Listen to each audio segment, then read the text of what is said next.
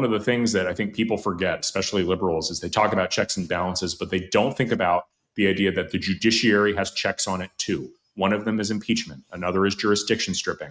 Another is the underlying premise that if your rulings aren't legitimate, that if they are absurd, we will simply not obey them, right? And you don't have an army and you don't have a law enforcement branch. So the constraint on the judiciary is the overwhelming need it has for his decisions to be seen as legitimate and dispassionate. And so to the extent they're not, and to the extent these judges have decided to play in politics, they're going to find out that the actual political branches will steamroll them. Yeah. And someone like, let's say, president, he's elected for 4 years, maybe 8 years, but these people in the Supreme Court, they're in there for lifetime appointments.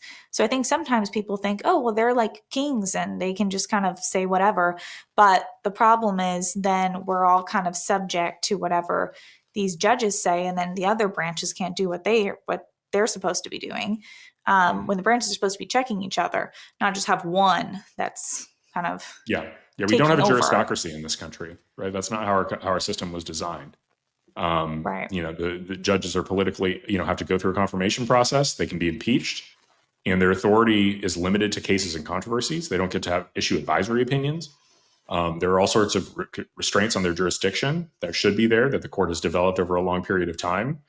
And these things are important. These things are important for the continued legitimacy of the judiciary. And I think it's good to have a judiciary seen to be legitimate. But if they're going to completely disregard, do this double game where on the one hand, you won't intervene when lower court judges are running hog wild over the administration, clearly violating the law because, these things aren't coming up on regular order yet. But then the moment the ACLU comes running to your courtroom saying the sky is falling, you completely dispatch with regular order yourselves. We're going to see through that.